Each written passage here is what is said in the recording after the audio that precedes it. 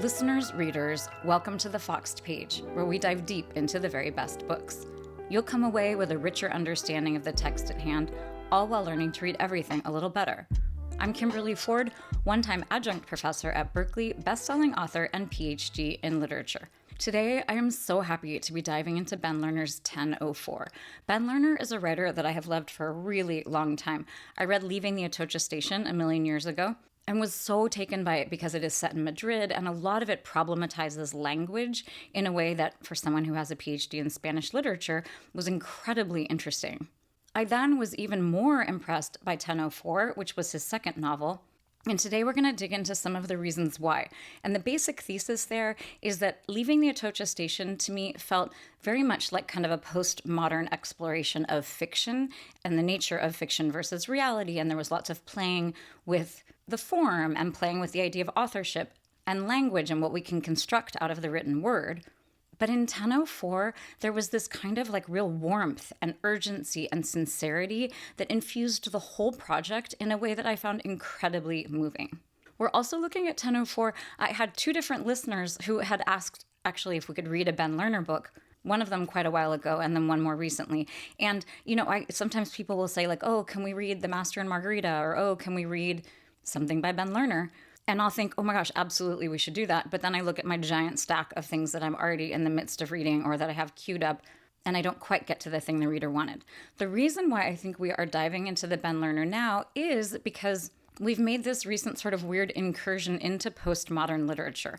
We did that through Slaughterhouse-Five, which it is always such a trip for me to think about the fact that Vonnegut really is a very firm example of postmodernism, but because the writing on some level is so simple and stripped down and doesn't have some of that hyper-intellectualism that I identify with postmodernism, I sort of forget that he is really a very strong practitioner of this idea of fragmentation and nonlinear narrative and a lot of the meta stuff that really characterizes postmodern fiction sort of most deeply. After Slaughterhouse-Five, which was just an absolute revelation, although it was kind of more harrowing this time through than it has been in the past, we then took a look at Catherine Lacey's The Mobius book, and honestly, I think maybe The Mobius book suffered a little bit by me having read it right after Slaughterhouse-Five, which is just an absolute masterpiece. And 1004 is very much in this same vein, in the sense that Ben Lerner is playing a lot with this idea of the line of fact and fiction, and with how we construct stories, and with the kind of human community that we can form, either within the scope of the novel, or the kind of community that you might be able to forge between the author/narrator and the reader. And even if I had read 1004 right after Slaughterhouse-Five, I really think that the poignancy and the urgency and the sort of genuine warmth and compassion that I found in 1004 really would have held up against all of those things that I found in Slaughterhouse-Five. I am not saying that Ben Lerner's 1004, is exactly on par with Slaughterhouse-Five, but it is very much to Lerner's credit that I read the two sort of as a piece. And I think I'll extend this idea of the comparison between Slaughterhouse-Five and 1004 a little bit further. So if Vonnegut in 1969 was publishing a book that was very much an anti-war book, that was really very much in communication with the Second World War and with the Vietnam War, I think we can see a similar urgency, and in some ways, it's not quite as pointed, but at the same time, it's equally as pointed, which doesn't make any real sense, but hold on. Bear with me a second. Slaughterhouse-Five does feel fairly focused on an anti-war sentiment, whereas with Lerner, I feel like we have this profusion of the things that he is really problematizing, the things that make the book feel very urgent.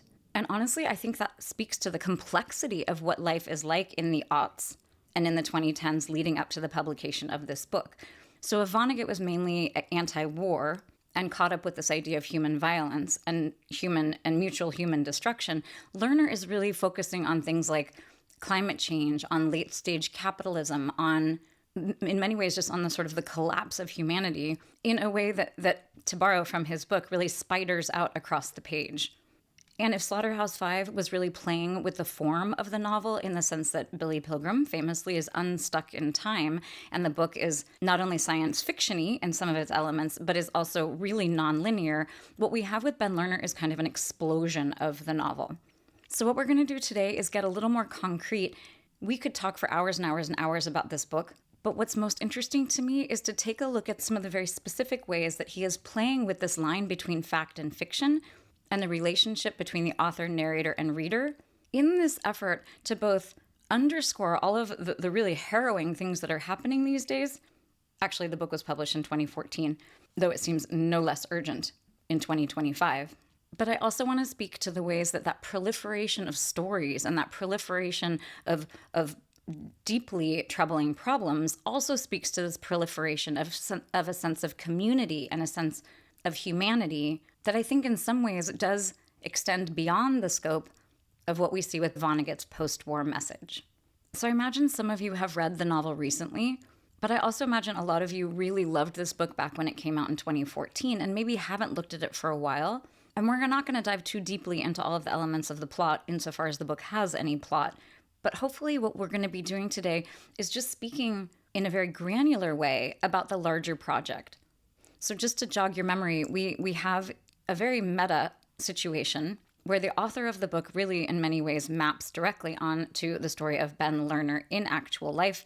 We see a young writer who in the very beginning of the book is celebrating with his agent because a story that he published in The New Yorker has been optioned through auction in all of the large houses, and he is going to turn it into a novel. Essentially, what we are holding in our hands with the novel of 1004 is the product of the expansion, the dilation of that New Yorker story into a novel. And of course, what he proposes in the very beginning, the actual proposal that he sends, is radically different from what it is that we end up holding. And in many ways, the end product, has very little to do with the novel that we hear about in the very beginning that he is discussing with his agent. What we have in many ways is the idea of all of these things, some of them are sort of false starts or they are alternative ways. He is moving outward in all sorts of different directions, but we do have this through line, which is the idea of our narrator and several different sustaining relationships that we see throughout the scope of the book. So we do have a very concrete thing. The one that stands out most clearly to me is the idea that he has this best friend, Alex, and there is the question of whether or not she is going to become pregnant with his sperm. We also, alongside this question of her pregnancy and whether or not we are going to begin this new life between the narrator, parentheses author, and his best friend, we also, in the beginning, have this revelation that the author has some sort of medical problem. In the scope of the novel, it is a heart problem resulting from Marfan syndrome, but that quickly gets problematized, and there's a lot of doubt cast on whether or not that is a very reliable thing. But throughout the novel, we have him also being preoccupied with this question of his own health. There are lots of other through lines. The other one that's really incredibly endearing to me is his relationship with this young boy, Roberto. The two of them are writing a book about dinosaurs, and we find out in the end that a lot of that book that the two of them are writing together, so we have another instance of a book within the book, a lot of that is resting on the fact, which actually blew my mind, and I think I knew this before reading it in the book, but it rested on that idea that the Brontosaurus that we all learned when we were young in elementary school, that there was in fact not a Brontosaurus, despite the fact that all of us wanted to believe in it, that the Brontosaurus and the Apatosaurus was in fact the same thing, and that in fact scientists knew for 80-something years, or maybe longer, that this was a mistake, and yet they let the general public believe in this narration, in this idea of the fiction of the Brontosaurus. So to kind of further jog your memory, throughout the entire book, we have all sorts of narration that rests on the fact that these are all hoaxes. And hoax is a bit of a strong word. It's just that these are narrations that are built on things that are not entirely factually true. So we have the idea, at one point, our narrator is working with a co-owner of his co-op in Brooklyn, and she is telling the story that her father, the man that she grew up thinking was her father, was not in fact her father. There's another story about a young woman who in college is diagnosed with cancer, and her young college boyfriend nurses her through the whole thing, and it turns out in fact she did not have cancer. We have smaller examples of this when the narrator's father is getting on the train and he tells the train guy that his mother is dying when in fact she has already died. So we have all of these questions in these very small arcs about the idea of fiction as either sort of holding up or fiction as collapsing, of all of these stories as collapsing in different ways, but also the idea that in many of these, despite what seems like some sort of subterfuge, there is the opportunity for real human connection. And even just from that brief description of all of these different stories that are sort of nested inside the larger scope of the novel, you get the sense of the way that Lerner is weaving together all of these elements, some of them in a story arc that is lasting the scope of the entire novel, other ones that take place within, a very discrete chapter. So as we were moving through this very complicated novel and looking at all of these opportunities, there's essentially ways of understanding people and understanding the connections among them. We're constantly reminded of the fragility of fictions, of narratives that we have built up about certain things, but we are also constantly reminded of the possibility of having more understanding among people or more understanding of ourselves through these narratives. And I think one of the things that's most appealing about the book is we have this very difficult, in some ways, very complicated and demanding text, but suffused through the whole thing. Every time one of these stories is collapsing, we also have the idea that there is potential there for mutual understanding or mutual support or communion, especially in these times of real difficulty, whether that be climate change apocalypse or extreme late-stage capitalism. You'll all remember that the Occupy Wall Street moment is really important and central, even as New York is being sort of pummeled by both Sandy and Irene. All of this, of course, being somewhat fictionalized, although not entirely. I mean, the storms are not named, but we do hear about Occupy Wall Street. So you can tell, even as I'm trying to sort of get a handle on how to think about the lecture today, you're hearing me talk about this proliferation because the book is really preoccupied with this idea of proliferation and how to make sense of things. So before we dive in and take a close look at a couple of different ways that Lerner is helping us understand what it is he is up to, I want to quickly touch on something I heard this morning. I listened to one interview as I was preparing for the lecture, and he said the most interesting thing about constellations. So he was talking about how, as he is sort of arranging different things in the book, I mean, I'm fully paraphrasing there, that is not what he said, but there is this idea of making sense out of things. I believe this was in the context of his origin story in the novel, and also it sounded like in his real life, that he became a poet when he heard Ronald Reagan talking about the Challenger disaster when Krista McAuliffe was killed. And it was so interesting. I actually was listening to the book on tape at that point, and so I heard the audiobook version. I heard the Reagan speech recited out loud, and it was so interesting to me because the prosody and the way it scans, like the poetic elements of it, when you heard it read out loud, were so impressive. I sort of was like, oh wait, I get it. I mean, again, I am no poet, but I could understand how reassuring and how sort of stately and weirdly sort of how reassuring those words would feel. But in the interview, Lerner was talking about the idea of constellations, and that you have both the Challenger disaster and his experience of watching it. You have Reagan and his experience of watching that interview televised later with his family. Then you also have this idea that what Reagan was doing in a speech that was written by Peggy Noonan was a sort of pastiche. He was pulling all of these different roots and all of these different ways to see the birth of this poet. And he spoke about this idea of constellation and how beautiful the idea is, at least it struck me that way, because, the definition of constellation is that you have, all of these stars and you are seeing a pattern in them, and yet someone else, I mean, now they are established, but someone else might look at those same stars and see an entirely different constellation. So this idea of mapping stars into visual images was so compelling. And I think in many ways, it gives us a really good lens for looking at the many different strands of this story, not so much as strands woven together, although that's another metaphor, but I loved the idea of this idea of constellation. And with a work that is so sophisticated and rich, everyone's going to have their own interpretations, and essentially they're going to create their own constellation of meaning from this work, which is, of course, one of the most beautiful things about literature. Okay, I want to go ahead and dive into the text just to make all of these things far more concrete. So we're going to talk first about the title. So 10:04, most notably in my mind, has to do with the movie Back to the Future. That is the moment when young Michael J. Fox needs to make it back with the DeLorean, and I think it's plutonium. It's crucial that he make it into that point in the future in order for the past to be the way that it is in his experience. He essentially needs to go into the future to preserve himself and his family. 10:04 is also a moment in a film that is a very large part of the book that the author and his best friend Alex go and see. It's called The Clock. And there's a moment in The Clock at 10:04 when our narrator is acutely reminded of the movie Back to the Future, the idea of these stories breaking down.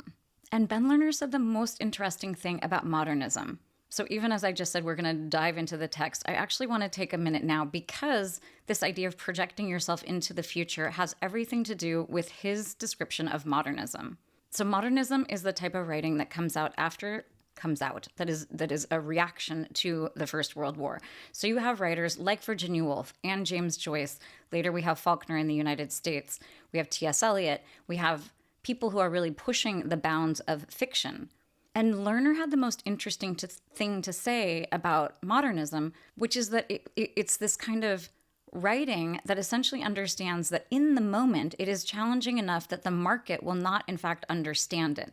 It sort of relies on the fact that, like, not a lot of people are going to want to read these difficult texts when they come out. But at some point in the future, some very smart person is going to take the time to decode all of this stuff and really invest in this very difficult literature and to essentially give it purpose in the future. So what you are doing, if you are James Joyce and you are writing Ulysses, is you are banking on people in the future understanding that despite the fact that Ulysses was not, a major commercial success, that it is something that has value. And what Lerner said as an extension of that is he sort of grew up or came up, which I am to understand as, in his high school and college and graduate studies, with this idea that modernism is a really important and effective mode of fiction writing, but that what he was wanting to do was break down this sense that your reader was someone in the future. And I am paraphrasing here, and I'm actually probably, collapsing his narrative about this a little bit in order to fit what I want it to be. But he spoke to this idea of this book of 1004 as wanting it to be much less ironic and much more sincere. So we're going to look at that in the text. But I loved the way that his definition of modernism helped us to understand that he is, in fact, he's not doing that modernist thing, just making something very abstruse and difficult and hyper-intellectual and fragmented and ununderstandable. Is that a word? But in fact, what he's trying to do is really connect with the reader. And this was very interesting from a postmodern standpoint, too, because one of the questions that I always have with postmodernism is how much of this is simply a dazzling display of intellect that's stretching our reader. And in fact, that's very flattering as a reader. If you know what a cephalopod is, I think that's how you pronounce it, an octopus. And you could just say octopus. You don't have to say cephalopod. Or there are a couple of times when he talks about a lacrimal event, which of course means that he is crying. This is very much in contrast to Kurt Vonnegut, who would never say something like lacrimal event. But we have this hyper-intellectualizing, which I think of as being very male, this hyper-intellectualizing aspect of postmodern literature that I used to love. I mean, I am an enormous fan of David Foster Wallace. I read Infinite Jest twice, actually very quickly, which is so weird. And I do think, one of the things that was most interesting to me is it's an exercise. It's how smart are you, essentially? Can you apprehend and comprehend all of this stuff? It's also just fun and funny and really, made my brain feel good. And David Foster Wallace is also someone who is really discussing and really, questioning whether or not that hyper-intellectual stuff can be sincere. But I loved the way that in this book, which we're about to look at, Lerner is really pushing this idea that there is a lot of room for sincerity in a novel that is very meta and that is in fact very fragmented and that is in fact very challenging. But there can be a lot of sincerity, and because of that sincerity, because of this vulnerability with the reader and this wish to connect with the reader, there's lots of direct address in this book where he is saying, you, I wrote this book for you, reader, which is hugely affecting. And that idea of being directly addressed by the narrator, the intimacy there, certainly helps when we come into something like lacrimal event to understand that there is that register, that kind of hyper-intellectual stuff is undercut by a real desire not to sort of remove yourself through SAT type words, but in fact to really commune with the reader. Okay, so we're going to take a look at the epigraph. At the very beginning of the book, obviously, we have this. The Hasidim tell a story about the world to come that says everything there will be just as it is here. Just as our room is now, so it will be in the world to come. Where our baby sleeps now, there too it will sleep in the other world. And the clothes we wear in this world, those too we will wear there. Everything will be as it is now, just a little different. So I love the fact that this is out of the blue. We don't really have any context for it. But what it is saying right from the start is that stories are important. This idea about a story about the world to come is being presented on, he's talking about this being like supremely important to this very large, very ancient group of people who believe not only that stories are important, but also the idea that there is a world to come. So the book 1004 is very preoccupied with this idea of apocalypse. I mean, every time there's mention of the weather, it is always unseasonable. And again, we have these two, once in a generation or once in a century, weather events that are happening within close proximity and are sort of bookending this experience. It is a book that is firmly concerned with apocalypse and the idea of what may or may not be coming. But it is also this idea, I mean, if you're thinking about a world to come, that sort of like, I mean, it's not heaven, but it's this idea of like a promised world, and that is not that different from the world that we inhabit. So in the interview that I listened to this morning, he also said this really interesting thing, which is that he grew up thinking that change had to be this radical change and that, things had to be entirely overthrown. He talked at one point about Cold War politics when everything was very simple. There's like the evil person and the good person. And that radical change was the only, you had to have like a gigantic, overthrowing of the government in order to see change. But that later in his life, and I think you can feel this throughout the book, he really began to believe in this idea. The example he used was breaking bread, that simply by sitting down and breaking bread with people, I think in this case they were people who you may have conflict with, but that essentially that is a radical event. This is it's a revolutionary thing to be able to do something very small. And in some ways that was so inspiring to me because this is a book that is not giving us answers. It's not super inspirational, and it's not actually like post-apocalyptic. It's not envisioning a different world. It's simply talking about the idea of stories as being slightly different, that stories are important. It's also very important if you dig a little deeper and you do the kind of literary sleuthing that he himself offers up to us on pages 108 and 109 of the novel, that this is attributed to Walter Benjamin, who is a very important philosopher, when in fact it comes from Giorgio Agamben, I don't know how to pronounce it, Agamben, a work of his called The Coming Community. He is actually someone who was a German Jewish philosopher and who actually took his own life in the 40s in the face of the Nazis.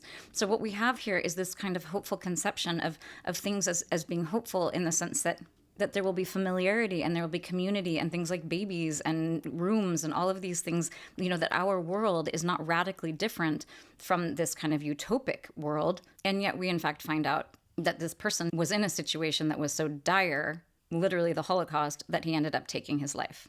And one of the things that we see throughout the novel again and again and again is that Lerner is putting us in these positions where everything is sort of the same but a little different. And we see the narrative return again and again to different points. We return to the conversation with the agent. We return to different points, and each time they are slightly different, which speaks not only to the nature of reality and the way that things are constructed, and also to the idea of memory and the idea of essentially, being unstuck in time, very much like Billy Pilgrim, but also to the strength of stories. So throughout the entire book, what is being problematized is the idea of narrative, the idea of stories. Obviously, what we're holding in our hands is a story, but it's also talking about the difficulty of apprehending any kind of reality in a story, but also that there is the potential there to understand ourselves better, to understand others. Stories can offer consolation. They can help us navigate decisions. They can help us understand tragedy. So throughout the novel, even as we are problematizing the nature of story, there's also so much about the possibility of story as providing understanding and solace. So I want to dig a little bit more concretely into the project of this book. So on page 4, at the end of the little section where Ben Lerner, I mean, it's very difficult to not say Ben Lerner when we mean our narrator. Our narrator is having a conversation with his agent about how it is he's going to expand this New Yorker story. And he says this on page 4. "I'll project myself into several futures simultaneously," I should have said, a minor tremor in my hand. "I'll work my way from irony to sincerity in the sinking city, a would-be Whitman of the vulnerable grid." So I did not realize I was going to lean this heavily on this interview that I heard this morning But Ben Lerner is so articulate and has such interesting things to say. And again, this is a book that just keeps proliferating outward. So one of the things that he said, the interviewer spoke about the direct address, and he equated it with the Quixote, with Don Quixote.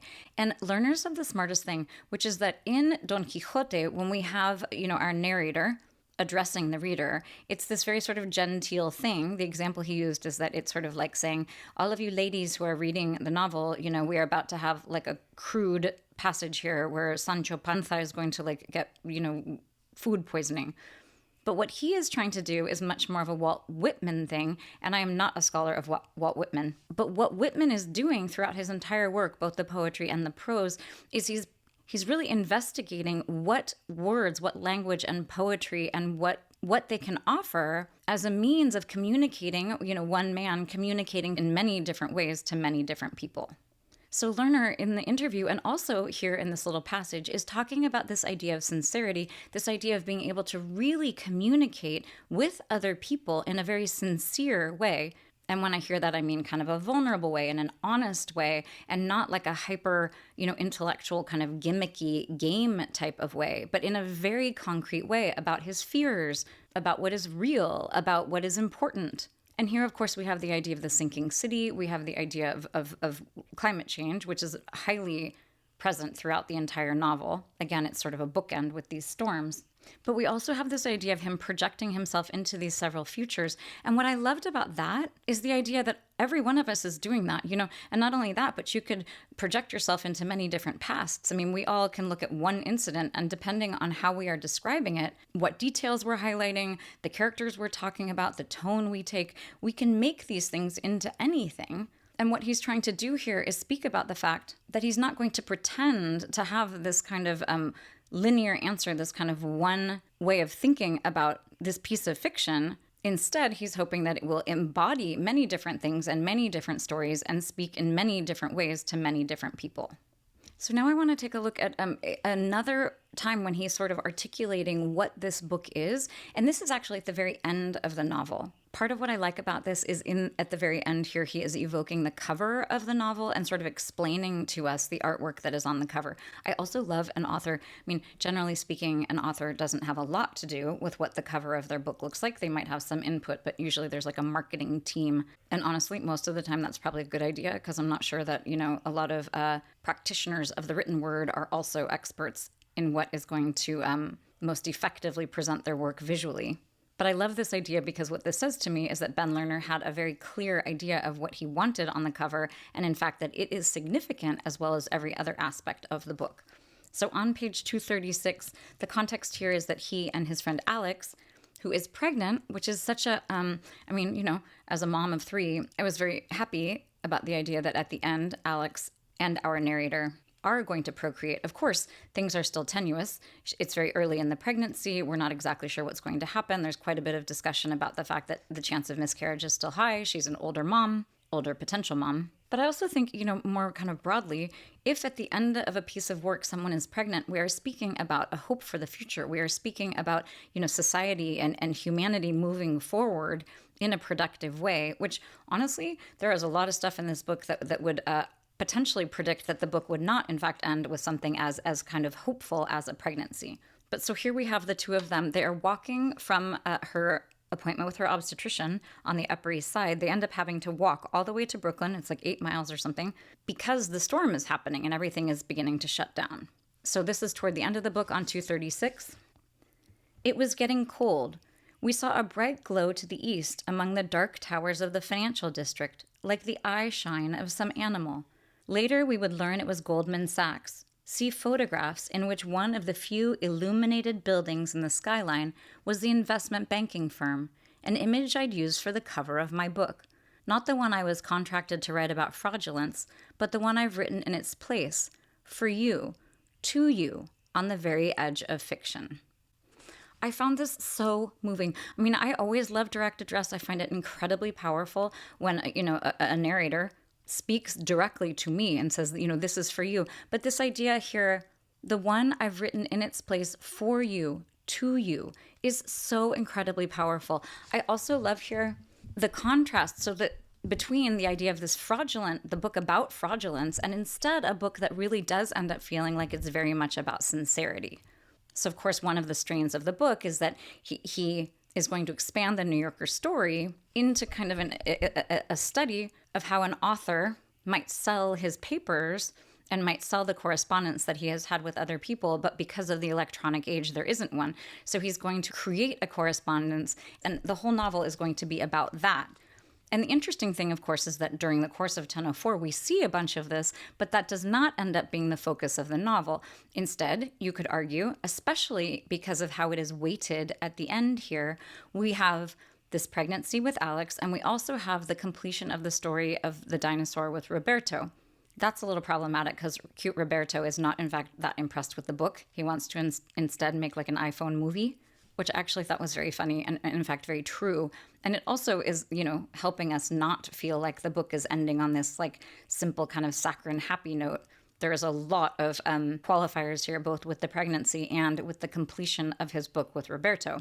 But we have here at the end this very kind of bold and very sweet and very kind of vulnerable thing about this book that I have made for you. It is also tied very closely to this idea of Goldman Sachs and investment banking, which should, of course, remind you of the beginning of the book where we had the Occupy Wall Street protester who was in his apartment. So we're beginning with the idea of Occupy Wall Street. At the end, we are seeing this late-stage capitalist juggernaut, Goldman Sachs, somehow has its own generators or has like some secret tap into the grid where, no one in Lower Manhattan has any electricity except this investment bank, which is in many ways a very dark commentary. No pun intended. So now that we've done quite a bit of talking about this book in more abstract terms, I'd like to really take a closer look at some of the absolute genius of this prose. And one of the aspects that I liked most about my reading through it this time was the humor. It is a really, really funny book. A lot of the humor is very self-deprecating. It's all incredibly intelligent. And I think in many ways the humor is doing so much work. So humor, like dialogue in any novel, should be operating on all sorts of different levels. It should be providing some sort of relief, maybe from some part that's very difficult or very sort of heavy and onerous. But it also needs to be developing all sorts of different things, whether it's developing character or moving the plot along or developing the more philosophical ideas. And I want to take a look at this passage.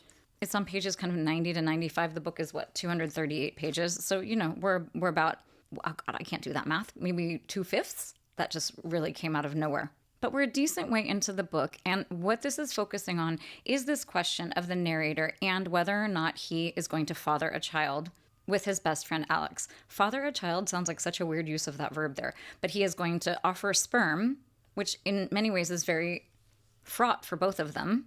Lots of questions about how the sperm will be donated, but also his role in the life of this future child.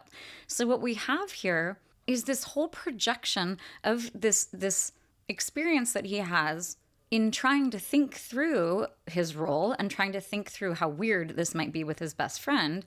He essentially creates a scene for the reader, and you get a sense that it's for the narrator himself, where he is having a conversation with this future child about the experience of having fathered her. It's also striking me right now that I think toward the end of the book, we find out that the baby is a daughter, although I might be making that up. I mean, honestly, this book in so many ways is so sort of contradictory and so complex that sometimes it's hard to remember whether this is a narrative that has broken down or one that is still intact. But so on page 90, we have this. I dreaded the prospect of abandoning the masturbatorium and having to tell the nurse after 20 minutes of self-pollution that I just couldn't do it. But that dread was, of course, nothing compared to telling Alex. So here we have this idea. I mean, the masturbatorium is so, that's one of those ideas of, this inflated diction that you have in postmodern fiction that often feels very, elitist and kind of gatekeepy. And here it's just funny. Partially it is doing something in the reader's brain where, you think of an auditorium and it's very funny to think of it being a masturbatorium. This is obviously a neologism that he's coming up with, but is very satisfying on the brain. And there's also something just about the way the word sounds that is very funny. Then the idea of self-pollution. I mean, obviously there's a certain irony there. It's like a very deprecating term for masturbation, which, he's already well into the discussion of this whole thing. But then there's this real sincerity. Like we have this kind of high-flown diction, but then we have the idea of his dread, and then how it's nothing compared to, his best friend, who he really is wanting to help. This is this idea of there being a huge amount of warmth underneath all of this anxiety and all of this kind of self-talk and all of this kind of ruminating that really is in many ways the lifeblood of the book. So then a little bit further down, for 6 weeks, I'd talked about my performance anxiety with John and Sharon and Elena, and they'd laughed at me, assuring me I'd be fine. So here we have this kind of self-deprecating warmth that we feel for the narrator. A lot of this book is about his vulnerability and his self-doubt, which is also very different than a lot of postmodernism, and it really does speak to this idea of sincerity. I'm going to interject something. I mean, honestly, this has been maybe the most scattered lecture I have ever recorded, but I think that also, stems from the nature of this book. But at one point, speaking of sincerity, he talked about the idea that poetry, when you're talking about poetry, there's no difference between fact and fiction. No one is trying to say, like, is this poem true or is this poem fictive? Which is really alluring to him. But if you think about him first and foremost as a poet who doesn't have to think about fact or fiction, whether or not something is true, and you allow that to bleed into this kind of work, you have this idea of him being able to enter more into the text. And then you have this idea of the text as being a place where he can be very vulnerable. And one of the things that he said about this move from irony to sincerity, which was one of the things that he said toward the beginning, he also said that in many ways that is a move from fiction to nonfiction. So there's a sense of fiction as being ironic and distancing and challenging, whereas something that is nonfiction, something that is really revealing of a personal truth or a personal vulnerability, is a way to promote more sincerity. So then we have like 2 pages here, and we're, it's all of this kind of stuff about whether or not the two of them having a baby together would affect their friendship. We go on and on, lots of different ruminating. And then at the bottom of page 91, we have this. I didn't want to say no to Alex just because I couldn't face the prospect of jacking off to porn in a medical office. I also really loved that because here you have the masturbatorium and you have self-pollution on page 90. And then on page 91, he's bringing the whole thing down, totally different register, and in fact, a more sincere sort of description of what's happening, to my mind. And in some ways, what we're talking about here in this tiny microcosm of just that diction, that description of the experience, is this idea of all of the different ways that you can tell a story. You can talk about self-pollution in a masturbatorium, or you can talk about jacking off in a medical office. So he has that line, and then it says this. While I tried to figure out if I thought completing the test had actually changed any part of my thinking, I was almost struck by a downtown bus at the intersection of 68th and Lexington. This was so funny. I have ha and like so many exclamation marks in my marginalia right here. So a couple of different things. This is very postmodern in the sense that it is really like situating us in a city, in a time. We have this very specific 68th and Lexington. But what's more important than that is this idea that he's talking about creating new life. He's talking about, this idea of like, will he become a father to another human being? And then at the time when he's doing all of this kind of musing about his sperm and whether or not he's going to create another being, that he is almost killed. I love the fact that this comes at the very end of a long paragraph. It comes out of nowhere. In many ways, the idea that he's almost struck by the bus is just as alarming to the reader as it is to the fictive person here. I also, though, like the idea that the narrator here is not trying to like end the sentence with bus in the sense that he's really trying to like make it feel like a mimetic thing. Mimesis there just meaning that like the reader is experiencing the exact same thing that the character is. What's important here is that he's almost struck by a downtown bus, and then he has the intersection at the intersection of 68th and Lexington. So it's kind of folded into this idea of all of these different details and all of the minutiae. He is not, in fact, struck by a bus. He is then, in fact, very much brought down to the real world in the sense that we are suddenly situated in this very particular intersection in a very particular Upper East Side part of Manhattan. So that part is funny. But then we get to what I think is just like the virtuoso part of this whole humorous exchange.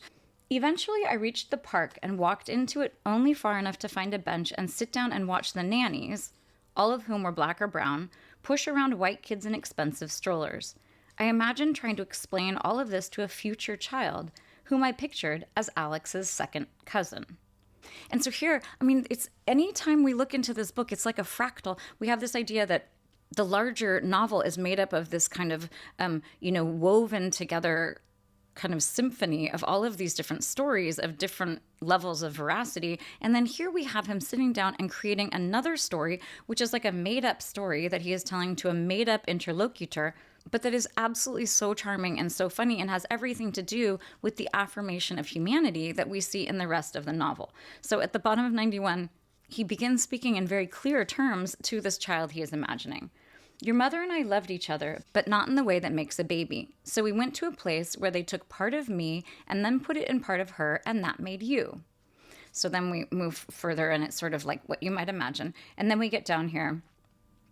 But then my voice went on speaking to the child without my permission, which is so funny because here we're doing this very meta thing. We have an author, Ben Lerner, who is creating a narrator, who is the narrator of this novel, and we have the narrator creating another story, and now the narrator's voice is speaking without his permission. So we have this idea of storytelling as being really both totally in the control of someone and also totally out of control. So it's also so charming, the idea that his voice would go on and speak without his permission. So this is what he says to this child. So your dad watched a video of young women whose families hailed from the world's most populous continent get sodomized for money and emptied his sperm into a cup he paid a bunch of people to wash and shoot into your mom through a tube. And the context here is that when he's in the office and he's going to give his sperm sample, he's given like this whole array of all this pornographic stuff, and he's so like paralyzed at the idea of making a choice that he doesn't make a choice and just like chooses the very first thing, which is like Asian anal adventures or something, and he makes it very clear that that's like not his thing, but that he like needed to do something. So then we have this. He says, and shoot into your mom through a tube. Wasn't the tube cold? I heard in Alex's cousin's voice. You'd have to ask her. Why didn't you two just make love? Because that would have been bizarre. Which I thought that part was so funny. So we have this long, description of him actually giving this sample. Then we have this like short description that he is giving to her, which sounds completely insane. And then she's like, why didn't you just make love? And he's like, that would be bizarre. When the thing before is so incredibly bizarre, which of course is underscoring all of the ways in which like often, the obvious thing seems completely insane, and the much more convoluted approach, or even just the more convoluted description of it, is the thing that someone would insist on offering for many different reasons. So he says, because that would have been bizarre. And then we have, can IUI be used for gender selection? Now she sounded like a child actress. Which is so funny to me too, because we're playing here, our narrator / author is playing with this idea that he's having an imaginary conversation with someone, and then suddenly, because of the nature of narration and the fluidity and the fact that it's all made up, suddenly Alex's second cousin, who is how our narrator had pictured her, now is morphing into this other type of person. Sperm can be washed or spun to increase the odds of having male or female offspring, but we didn't do that, sweetie. We wanted it to be a surprise. How much does IUI typically cost? Great question. According to the rate sheet, and because they recommended some injectable medications for your mom, and because we did some ultrasounds and blood work, probably $5,000 a pop. I regretted saying, even though I hadn't said anything, a pop. I love this so much. So you have this idea of pop as being very sexual and also as being another word for father. But the fact that he's like breaking this thing down for her in this very kind of adult way, and we have a resonance of this going throughout. At one point, he talks about how much the IUI costs, and he talks about that in comparison with the average annual income of a family in Asia, and that gets kind of proliferated throughout. But what I love here, too, is that he says, I regretted saying, even though I hadn't said anything. So the reader is constantly being reminded of the fact that this is not true. This is all artifice. And it's so beautiful because it's happening on so many layers, on so many levels. We have this narrator who is saying, like, I'm imagining this conversation with this future child, but we also have the idea that narrator has to have real quote unquote real conversations with his best friend in the book. We also have this idea that Ben Lerner, who shares a lot of biographical information with our narrator, is the one who's actually making up the narrator, who is then making up the conversation, of course, all of which is made up by Ben Lerner. So you have this very meta idea of not even in like a very bold way and not a very obvious way, but talking about how all of this is an artifice, and yet this is a very, very effective and funny and like kind of granular and detailed way to speak about this question of like, what would it be to create another human being with your best friend? And so then we move down, and this part I loved. What happens here is we circle all the way back around to the text that we are holding in our hands. How are you going to pay for all of this? She asked me. On the strength of my New Yorker story, you're over-focused on the money, Rose. It was my maternal grandmother's name.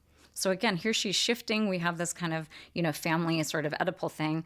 And we also have this acknowledgement that like there's been a whole chunk of the discussion that's been focused on the money part, which both is and is not important to both of the prospective parents of this child. So he says, you're over-focused on the money, Rose. It was my maternal grandmother's name. Is that why you've exchanged a modernist valoration of difficulty as a mode of resistance to the market for a fantasy of coeval readership? So this just absolutely killed me. I'm going to repeat that. So suddenly we have this child who, first was Alex's second cousin, then became a child actress, then kind of morphed by this teenager who happened to sit next to him in the reality of the story on the park bench. And then that conversation partner becomes Rose. And then we have that entity, his conversation partner, morphing into someone who's like this crazy intellectual literary critic or academic who's like very incisive about what it is that this thing in our hands is going to be. So he says, we're going to pay for it with this book, with this advance that I got from the New Yorker. And then she says, is that why you've exchanged a modernist valoration of difficulty as a mode of resistance to the market for a fantasy of coeval readership? So just to break that down, this idea of a modernist valoration of difficulty as a mode of resistance to the market, that's that thing I was talking about earlier about how if you are James Joyce or Beckett and you're purposefully writing something in a modernist, like a very challenging and opaque and difficult modernist aesthetic, in order to resist the market, you're essentially saying, I'm not going to do the thing that's going to make a bunch of money, but I'm going to trust that this work of real difficulty is going to mean something in the future. What this conversation partner on the bench is saying is like, are you, choosing not to do this difficult modernist thing because of a fantasy of coeval readership? So this idea that you would sell a lot and that you would have the same large readership as all of your peers. So we have this sudden like bumping up of the whole conversation into this very like philosophical and lit crit kind of moment. And then we have this. This was incredible to me. So the child says, is that why you've exchanged a modernist valoration of difficulty as a mode of resistance to the market for the fantasy of coeval readership? Art has to offer something other than stylized despair. Which was incredible to me. So this is actually not a terrible place to stop, because I think in many ways this idea of art providing something more than stylized despair is really getting to the heart of what this novel is. In many ways, the novel is totally saturated with stylized despair, and it's very conscious of the fact that it is built out of and upon stylized despair. But what he's saying in this conversation, that's only a very small part, you probably maybe even forgot about it, but what he is saying in that moment is that art has to offer more. And what I love is that I do think this book offers more. There is, again, a lot of stylized despair, and it's actually delightful and it's consoling and it's interesting to read about people's experience of these apocalyptic storms and what to do with the dominance of Goldman Sachs and what it is to try to belong to a food co-op and what it is to try to forge family-like communities that are outside the sort of strictures of heteronormative family structures. So you do have this kind of idea of all of the difficulties, all this kind of stylized, sort of unabashedly postmodern work, but it also is offering something else. And what that is this real warmth and this real sense of community. Throughout the entire book, you have these examples of this narrator creating these bonds with people who are not simply family. You have depictions of a lot of family bonds that are actually very healthy. Well, some healthy and some not. But this is also an example of a narrator who is offering ways to commune with other people in very powerful modes. And I think that we can read this future conversation with this future child as a way that he is trying to project us into the future. And in many ways, it feels very optimistic to me. I mean, it's highly problematized, But this idea that he is envisioning someone into the future feels very hopeful. Also, of course, throughout the whole entire thing, we have this really incisive, really hardworking humor that moves through many different registers and is doing all sorts of work to explore this idea of who our narrator is and what the stakes are of this very large project that in many ways is the through line of the novel. So I like the idea of stopping here and the idea that art does need to offer something more than stylized despair. And I would argue that 1004 does so much more than that. If you loved this novel when it came out, it is absolutely something that I suggest you dive back into. It really seems in many ways like the perfect book to read today, and in some ways feels more urgent in 2025 than it did even in 2014. So I hope that this actually somewhat convoluted and kind of wacky discussion of this very important novel, maybe it didn't help you understand it better, but it gave you a lot of ways to just remember the genius of this piece of fiction. So thank you so much for tuning in. Happy reading.